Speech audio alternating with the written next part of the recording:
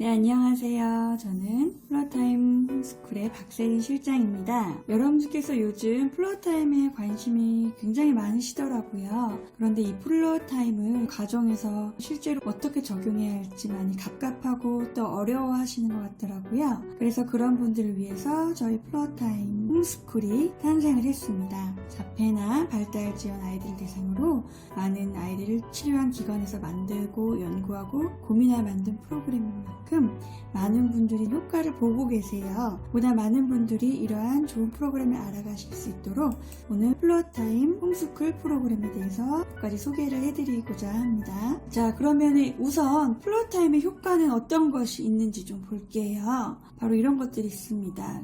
상호작용, 정서, 인지발달, 사회성, 감각안정, 부모와 애착 이런 것들을 다 포괄해서 한 문장으로 하면요 바로 자연스럽게 발달한다는 것과 즐겁게 치료할 수 있다는 것입니다. 아이들이 점차 성장하면서 필요한 것들을 스스로 습득하게 만들 수 있게 되고요. 아빠가 오면 반기는 거라고 가르치지 않아도 어느 날 갑자기 아빠를 반기고 즐거워할 수 있고요. 말을 따라해야 한다고 엄청 푸시를 주지 않아도 따라하게 되어 있습니다. 질문에 대답해야 한다고 앉혀서 하나하나 교육하지 않아도 아이는 자연스럽게 상황에 맞게 대답을 하게 됩니다. 이게 바로 플로어타임이에요. 그리고 아이들이 정말 즐거워하는 치료예요. 반복되는 훈련이나 억지로 앉아서 해야 되는 그런 수업이 아니에요. 아이가 좋아하는 거, 스스로 하고 싶은 것을 시작하기 때문에 재미있게 놀이처럼 할 수 있습니다. 혹시 발달이 늦된 아이를 치료하는 부모님께서 아이의 성장을 위해서 혹독한 치료를 하고 계셨다면 다시 한번 생각해보세요. 아이가 받는 스트레스가 얼마나 발달을 방해하는지 진지하게 생각해 보시고요. 과정 자체가 즐거워야 하고요. 부모와의 정서적인 유대감이 굉장히 중요합니다. 그렇게 과정이 즐거워지면 정말 놀라운 결과가 생깁니다. 플로어타임은 DIR로 설명드릴 수 있는데요. DIR 플로어타임이란 상호작용을 통해서 발달 중재를 하는 프로그램이고요. 과제와 결과 중심이 아닌 과정 중심으로 무엇보다 부모님의 역할을 굉장히 중요시합니다. 그래서 D의 발달 단계는 아이 발달 단계 수준에 맞춰서 개입하는 게 중요하고요. I는 아이마다 다른 특이성을 존중하여 방법을 다양화하는 것이고요. R은 정서적인 측면을 고려하여 촉진하는 것입니다.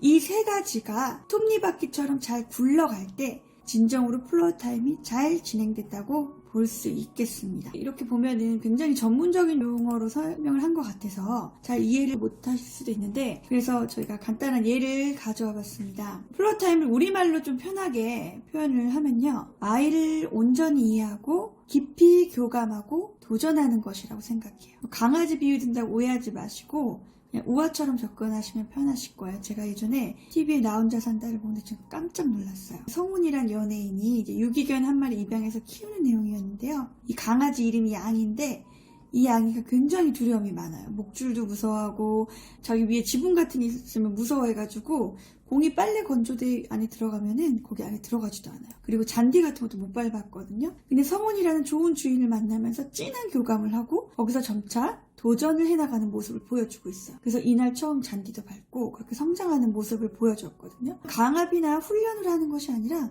온전히 이해받고 깊이 교감하고 신뢰하면 이처럼 도전할 수 있게 됩니다. 이게 바로 플로어타임의 예시가 아닐까 생각이 들어요. 그러면 누가 플로어타임을 할 수 있을까요? 온전히 이해하고 교감하고 도전할 수 있게 하는 것. 이것을 많이 접할 수 있는 부모가 하는 게 최선이고요. 서포트를 물론 받아야 돼요. 아이를 객관적으로 볼 수 있고 또 피드백을 줄 수 있기 때문에 전문가와 치료사가 서포트를 해드리지만 결론적으로 가장 많이 시간을 보내고 아이와 가장 깊이 교감을 나눌 수 있고 또 부모는 아이를 믿고 도전할 수 있기 때문에 부모가 치료사가 되어야 되고요. 부모가 치료사가 됐을 때 굉장히 효과가 좋습니다. 그래서 저희가 이렇게 전문가로서 서포트를 해드릴 수 있고 부모님이 치료의 주체가 될 수 있도록 도움을 드리는 프로그램이다. 이렇게 이해를 하시면 될 것 같아요. 자, 그래서 저희 프로그램이 총 3가지가 있거든요. 플로어타임 홈스쿨 감각, 홈스쿨 인지, 플로어타임 코칭인데 3가지 다 플로어타임으로 이루어지는데 말이 너무 길어서 저희가 감각과 인지, 코칭 이렇게 말씀을 드릴게요. 그래서 이 2가지는 아이 맞춤형 놀이법과 활동지가 제공하고 그에 맞게 상담을 해드리고요. 감각이 조금 더 처음에 시작하는 거고 언어 상호작용이 좀 가능해지면 홈스쿨 인지로 넘어갑니다. 그래서 홈스쿨 감각은 어떤 아이들이 하면 좋으냐면 기초적인 사회성 부족한 아이들, 그냥 감각적인 특이성으로 인해 뭔가 그 위에 점핑이 안 되는 아이들, 그리고 무발화이거나 의사 표현이 아직 좀 어렵다, 이런 아이들이 하면 딱 좋고요. 여기서 언어 상호작용이 좀 생겼다 하는 아이들은 이제 인지를 하면 되는데, 인지는 어떤 아이들이 하면 적합하냐면 또래의 사회성이 좀 부족하고 인지적으로 또래와 갭 차이가 있고 과거에 뭐 발달이 너무 늦어서 아니면 뭐 자폐 경험 때문에 치료를 받았던 경험이 있는데 많이 회복은 됐지만 좀 학습 능력이 좀 부족하다, 이런 아이들, 그리고 조금씩 정서나 주의 집중이나 행동 조절 이런 게 어려움이 있는 아이들에게 굉장히 도움이 되는 프로그램이에요. 그래서 이건 둘 다 할 수는 없고 둘 중에 하나 선택하는 거고요. 아이 발달 단계에 맞춰서 저희가 추천을 해드리고요. 플로타임 코칭은요, 저희가 따로 놀이법은 드리는 건 아니지만 자유놀이 시에 상호작용을 증진할 수 있는 방법을 알려드려서 감각아동이든 인지아동이든 상관없이 할 수 있는데, 어떤 경우에 하면 좋으냐면 플로타임을 아이에게 맞게 적용하고 싶으신 부모님, 그리고 아이와 관계를 개선하고 사회적 정서적 발달을 끌어올리고 싶으신 분들, 그 다음에 우리 애는 센터 수업이 너무 힘들어요, 이런 아이들, 차라리 엄마가 집에서 놀이하는 게 낫겠다는 아이들, 그리고 플로타임 너무 하고 싶은데 근처에 플로타임 센터가 없어요, 이런 분들이 직접 배워서 아이들 적용할 수 있습니다. 그럼 먼저 놀이법을 제공하는 감각과 인지에 대해 좀 설명을 드리면요, 부모가 치료사가 될 수 있게 교육을 시키고 그 다음에 주 1회 2-30분 정도 저희가 화상으로 계속 코칭을 진행해드리고요. 그리고 아이에 맞는 프로그램을 일주일에 한 3-4개씩 제공을 해드리고, 이걸 매일 집에서 자유롭게 2-30분씩 아이랑 하시면 돼요. 그리고 이 아이한테 적합한 프로그램, 지금 발달하고 있는지 확인할 수 있는 분석 그래프를 계속 제공을 해드리니까, 특히 이 그래프 제공하는 거에 대해서 부모님들이 너무 좋아하세요. 매번 그 센터를 갈 수는 없잖아요. 그리고 우리 아이가 진짜로 발달을 하고 있는지 치료 선생님 말로만 확인이 안 되잖아요. 근데 계속 확인이 된다는 장점이 있고, 이 그래프를 통해서 저희가 프로그램 제공하기 때문에 객관적이고 또 체계적으로 실시한다는 것을 말씀드립니다. 플로타임 홈스쿨 감각에 대해서 먼저 설명을 드리면요, 홈스쿨 감각은 아이가 태어났을 때 처음 경험해야 되는 감각을 저희가 다시 한다고 보면 돼요. 그래서 기초적인 사회성이 다질 수 있게 해주고요, 자기 몸에 대한 인식 한 다음에 양육자에 대한 인식, 이렇게 점점 확장이 돼야 돼요. 그래서 처음에는 몸놀이도 좀 하고요, 연령이나 수준에 맞춰서 몸놀이도 제공하고 윌버거 소리나 마사지 등 아이에 따라 활용할 수도 있고요. 근데 몸놀이에 그치면 또 인지 발달이 잘 안 돼요. 그렇기 때문에 다양한 경험을 할 수 있게 저희가 다양한 감각적인 사물도 제공할 수 있게 도움드리고, 호기심 갖게 어떻게 다가가야 되는지도 알려드립니다. 그래서 이런 걸 하다 보면요, 아이들이 점차 통합적인 감각 경험을 하게 되면서 감각적인 안정화를 겪어요. 감각적인 안정화가 되면은 인지적인 인풋도 원활하게 돼서 뇌 입력이 굉장히 잘 돼요. 그래서 어머니께서 기억하셔야 되는 게, 몸놀이만으로는 절대 아이들이 인지적인 성장을 할 수가 없어요. 그 윗단계를 계속 할 수 있도록 저희가 도움을 드리고 도전을 할 수 있게 합니다. 그래야지 결국에 나중에 아이들이 사회성적인 면이 다 확장될 수 있도록 하고요. 요게 다 완수가 되면 이제 홈스쿨 인지 프로그램도 가능해집니다. 그리고 이제 홈스쿨 감각에서 저희가 계속 그래프를 본다고 했잖아요. 크게 보면은 사회성과 감각 안정률로 나눠서 그래프를 보는데, 이 사회성이라고 하는 거는 약 30개월 아이들이 할 수 있는 수준의 것들을 얘기하는 거예요. 그래서 눈 맞춤, 행동 모방, 지시 수행 쭉쭉쭉쭉 해서 언어까지 있는데, 이게 90%에서 100%는 나와야 되고, 저희가 일반 아동 대상으로 해보면 그냥 100이 나와요. 아주 쉽게. 근데 발달에 어려움이 있는 아이들은 어려워요. 그런데 이제 잘못하고 계신 분들이 많아요. 이 3, 4, 5단계를 막 주력을 하시는 거예요. 사실은 1, 2단계도 아직 성장이 안 되는데, 그래서 저희는 이 그래프를 받으면 이 아이가 1, 2단계부터 점차 성장할 수 있게 해줘요. 눈 맞춤이 왜 중요하냐? 눈 맞춤이 돼야지 다른 사람을 관찰하고요. 다른 사람을 관찰해야지 그 사람 모방하게 되고, 모방하게 되면서 어떤 놀이 하는지 궁금하고, 언어 욕구 생기고 놀이 욕구가 생기고, 그 다음에 수용 언어가 늘어나서 지식 수행하게 되고, 이 발달 단계로 성장을 하는 게 굉장히 안정적인데 약간 뒤죽박죽 하시는 분들이 많으시더라고요. 그래서 저희가 체계적으로 할 수 있도록 이 단계에 맞게 기본 놀이법도 강화 놀이법도 주고, 그 다음에 다른 여러 가지 놀이법을 드리면서 점차 성장을 할 수 있게 해드리고요. 감각 안정률은 아이들마다 감각적 특이성이 다 다르잖아요. 근데 그 아이들한테 필요한 감각 놀이를 제공을 하면 이 아이들이 감각 안정률이 오를 수밖에 없어요. 이 아이들도 올랐는데, 보시면 85에서 90%는 돼야지 인풋이 잘 돼요. 그래서 아직 감각이 안정화되지 않은 애들은 일단 뭔가를 가르치더라도 뭔가 밑빠진 독에 물 붓기예요. 그래서 일단은 감각적인 안정화를 끌어올리는데 저희가 굉장히 목표를 두는데, 이게 일반 감통이랑 달라요. 부모라는 되게 편안한 관계 속에서 즐거운 감각을 통해서 아이가 할 수 있는 것부터 조금씩 할 수 있게 되면은 이 아이 아이들이 회피하지 않고 두려워하지 않고 할 수 있게 되고요. 그런 방법적인 노하우에 대해서는 선생님께서 굉장히 많이 알려주실 거예요. 그리고 저희가 감각 워크시트라고 해서 감각 놀이법을 수백 개의 워크시트를 가지고 있거든요. 그래서 사회성 발달 높여주는 놀이법, 감각 안정화 높여주는 놀이법이 굉장히 많이 있는데 이거를 그냥 제공하는 게 아니라 설문 분석했죠. 그리고 부모님 상담했죠. 그리고 같이 목표 설정한 거에 맞춰서 매주 놀이법이 3-4개씩 바뀌니까 아이한테 엄청 뇌발달에도 도움이 되고요. 부모님들을 굉장히 만족해 하시고 매번 어떤 놀이를 찾아야 될지 고민하는 게 아니라 그런 건 저희가 다 제공을 해드리고요. 부모님은 그냥 아이랑 즐겁게 놀이만 하시면 됩니다. 그리고 저희 이제 워크시트 예를 들면 이렇게 드리는데 이런 워크시트를 그냥 보는 것만으로는 의미가 없어요. 일주일에 한 번씩 잘하고 계신지 저희가 체크도 해드려야 되고 아이마다 다 다르기 때문에 맞춤형 상담이 가능해야 돼요. 왜냐면 아이마다 어떤 거는 거부하기도 하고 어떤 건 좋아하는데 또 너무 몰입하기도 하고 이러기 때문에 어떻게 접근해야 되는지 저희 선생님들이 다 알려드리면 그거에 맞춰서 어머니께서 해보시고 또 관찰해 주셔서 선생님께 말씀해 주시면 같이 해결점을 계속 찾아 나갈 거고요. 이때는 저희가 DIR 방식에 맞춰서 점차 놀이를 할 수 있도록 도움을 드릴 거예요. 그 다음에 감각 하신 분들이 어떤 게 좋았어요? 여쭤보면은 착석해서 뭔가를 하는 게 아니라 집에서 쉽게 발달 촉진하게 되니까 너무 좋아요 이러시고 우리 아이한테 맞는 활동 제공하니까 좋다. 세세한 팁 주시니까 너무 좋다. 그리고 눈으로 볼 수 있는 분석 데이터가 있으니까 동기부여가 너무 잘 된다는 얘기를 하세요. 아, 우리 아이가 이런 부분이 성장하는 게 눈에 계속 보이는 거죠. 그래서 굉장히 추천을 드리고요. 그 다음에 홈스쿨 인지라고 하는 거는 홈스쿨 감각으로 어느 정도 감각이 안정화되면 바로 학습 넘어가면 안 되고 학습으로 넘어가기 전에 홈스쿨 인지를 해서 인지적인 그 부분을 탄탄하게 해야 돼요. 이게 바로 아이와의 남은 숙제, 또래와의 격차를 줄이는 거예요. 이 부분은 약간 지능적인 측면이 될 수 있고 약간 부족한 사회성이 될 수도 있어요. 이 부분을 메꿔야지 궁극적인 학습까지도 가능해질 거라고 봅니다. 그래서 저희 홈스쿨 인지에서 다루는 영역은요. 아이들이 이제 성장을 하긴 했지만 감각 안정화가 되긴 했지만 아직도 감각 처리가 조금 부족해요. 그거를 계속 메꿔주는 거를 기본적으로 하면서 지적 발달을 위한 정보 처리, 시공간 그리고 외우는 건 잘하는데 전략적인 사고가 좀 안 되는 아이들이 있어요. 어떤 게 우선순위를 먼저 해야 되고 어떤 게 효율적으로 해야 되고 이런 것도 조금씩 경험해야 되고요. 소근이 약한 아이들도 있고 화용 언어가 정말 중요한데 아이들이 대화는 이제 하기 시작했는데 친구들과 말하는 방법, 맥락에 말하는 방법 이런 것들이 어려워요. 이것 때문에 결국 사회성이 잘 안 되는 거거든요. 저희가 이런 사회성 기술을 높여주는 것들도 하고 또 주의 집중 행동 조절이 어려운 아이들에게 도움이 되는 놀이법을 계속 제공을 하면서 집에서 쉽게 하다 보면 아이가 이런 부분이 점차 더 좋아질 거예요. 그래서 이것도 마찬가지로 검사를 해보고 아이한테 부족한 부분 위주로 해서 제공을 드리니까 굉장히 효율적이겠죠. 그리고 사회성 단계로 봤을 때 저희가 원래는 초급 36개월부터 시작을 했는데 이제 입문도 필요하더라고요. 근데 이게 실제적인 개월수가 아니라 이맘때쯤 개월수에 해야 되는 사회성적인 거, 인지적인 측면을 다 다루고 있다고 보시면 돼요. 그래서 실제로 하는 아이들 보면은 만 5세에서 높게 연령 보면은 중학생까지도 하고요. 보통 5, 6, 7세에서 초등학생 아이들이 지금 홈스쿨 인지를 매우 많이 하고 있습니다. 그리고 이제 홈스쿨 인지도 감각이랑 마찬가지로 저희가 수백 개의 워크시트가 지금 존재하고요.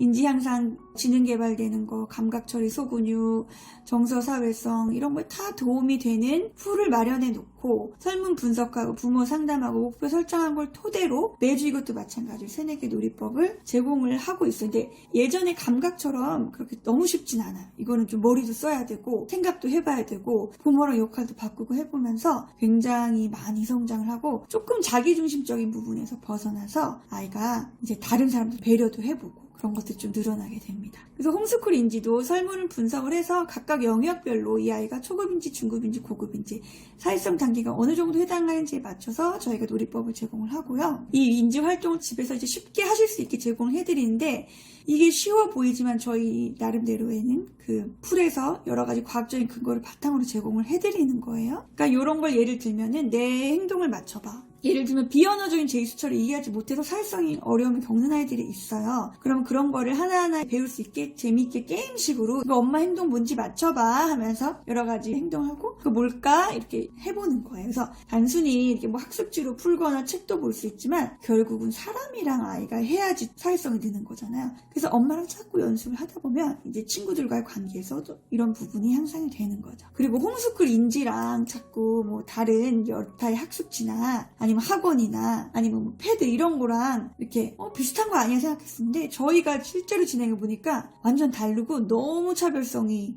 높아요. 어떤 부분이냐? 일단 아이뿐만 아니라 양육자분들이 배우니까 동반성장하잖아요. 결국 부모님들이 많이 아이를 보셔야 되는데 그래서 어머니께서 성장한다는 큰 장점이 있고요. 그리고 방향에 있어서 계속 부모님이 치료사랑 상담을 받다 보니까 흔들리지가 않으세요. 그 다음에 패드나 학습지는 결국 2D로 하는 거잖아요. 근데 이거는 이 아이들이 사람과의 상호작용이 부족하기 때문에 상호작용을 끌어올릴 수 있고 계속 이제 주거니 받거니를 연습을 하면서 사회성 확장될 수 있도록 고요. 그 다음에 아직 부족한 감각 처리 능력은 다른 학원에서 해줄 수가 없어요. 이런 부분 계속 길러줘야지 나중에 학습에도 어려움이 없게 되고, 그 다음에 저희는 무조건 답을 제시해 주거나 무조건 맞추게 하는 게 아니에요. 스스로 생각하고 사고하고 과정을 생각해보고 다른 사람 역할을 해보고 그러면서 주도적으로 생활을 설계하고 학습할 수 있도록 기틀을 마련하고 있습니다. 그래서 이제 홈스쿨 인지를 해보신 분들의 얘기를 들으면은 어머 우리 애가 선생님 코칭해 주신 대로 이렇게 질문을 했더니 자기 생각을 조금 논리적으로 표현하기 시작했어요. 이렇게도 얘기하고요. 인지적인 것도 걱정되는데 또래랑 잘 못 놀았는데 이제 친구들이랑 어울려야 너무 좋아요. 조금씩 하기 시작했어요. 이런 얘기도 하시고, 그 다음에 뭔가 책만 보고 하기에는 플로타임 어떻게 되는지 막막했는데 활동이 구체적이고 이거 놀이를 너무 좋아하기 시작했다.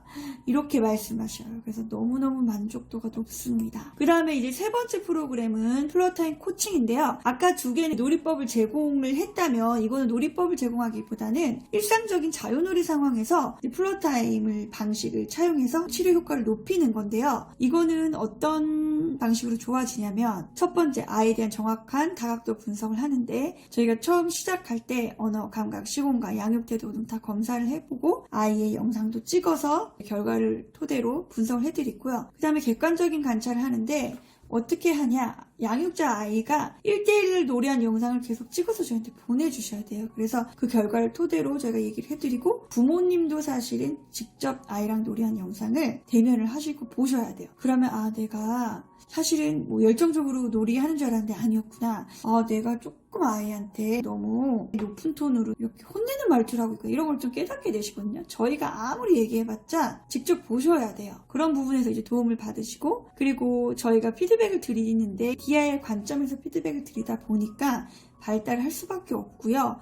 그리고 부모님이 전문가로서 성장할 수밖에 없겠죠. 그래서 온라인 교육도 계속 홈페이지를 통해서 하실 수도 있고, 그 다음에 소크라테스식 기법으로 저희가 코칭을 해드리고 질문을 해요. 단순히 어머니 이거 잘못하셨어요. 아버님 이거 고쳐주세요가 아니라 아버님 왜 이렇게 하셨죠? 어머님 이렇게 한 이유는 뭘까요를 토대로 본인들이 계속 의식하고 자각해서 변화를 많이 꾀합니다. 그리고 온 가족이 플로어타임을 하면은 더 좋잖아요. 예를 들면 엄마뿐만 아니라 아빠도 하고 아빠뿐만 아니라 할머니도 하고 형이 있으면 형도 하면 좋잖아요. 이게 가능한 게 저희가 코칭 영상을 찍은 거를 드릴 수가 있어요. URL로. 그러면은 그거 다른 가족분들도 보시면서 같이 배우시는 거예요. 이게 책으로 보는 건 좀 힘들 수 있는데 영상을 배운 거를 토대로 하면은 더 쉽게 잘 하시는 것 같아요. 그래서 소크라테스식 기법을 활용한 코칭, 이게 뭐냐면요, 부모님들이 진짜 무의식에서부터 변화를 보이세요. 예를 들면 제가 영상을 보고 어떤 상황에서 아이랑 교감이 잘 되셨어요? 얘기하면 그런데 평상시에는 그렇게 교감이 잘 돼요. 방식을 왜 사용을 안 했을까요? 이렇게 얘기하기도 하고요. 그 다음에 영상을 쭉 보고 이번에 교감이 잘 되지가 않은 것 같죠. 어떤 게 방해 요인인 것 같아요? 방해 요인을 그 당시에는 인지를 하셨나요? 인지를 하지 못했다면 그 이유는 무엇일까? 이렇게 계속 좀 딥하게 물어보면서 변화를 주고요. 또 예를 들면은 지금 아이가 뭔가를 계속 하는 것 같아요. 아이가 지금 어떤 의도로 하는 것 같아요? 이렇게 여쭤보면은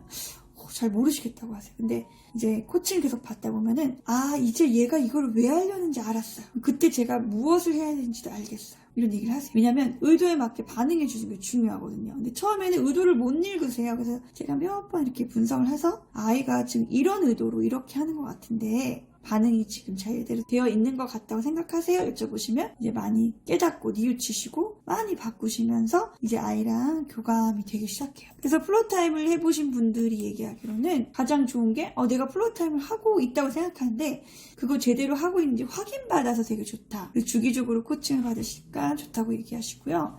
그 다음에 자꾸 뭐 하려고 그러면은 이제 등 대고 하는 애도 있고, 부모가 장난감 만지려고 하면 못 만지는 아이도 있어. 이런 게 관계가 아직 회복이 안 된 거예요. 라포가 안 된 거예요, 부모랑도. 이런 애들이 관계 개선하는데 굉장히 도움을 많이 받고요. 부모님 태도를 많이 바꾸셔야 돼요. 근데 지금 객관적인 이제 피드백을 못 받으시면 이게 굉장히 어려워요. 그래서 이런 거를 받으시는데 도움이 되고요. 그 다음에 아이가 코칭하다 보면 굉장히 자기주도성이 높아진 아이로 길러지거든요. 그럼 나중에 학습하기도 편해지고 사회성 발달하는데도 주도적으로 하려고 하니까 너무 좋아요. 그래서 플로타임 코칭 강력히 추천을 드립니다. 네, 이상으로 저희 3가지 프로그램 감각, 인지, 코칭에 대해서 말씀을 드렸고요. 더 많은 문의를 원하시면 저희 플로타임 홈스쿨.com에 가시면 상담 예약 신청하는 게 있는데 무료예요. 거기서 상담 예약 신청하시면 저희가 더 궁금하신 부분 상담해드리니까 언제든지 문의해 주시기 바랍니다. 감사합니다.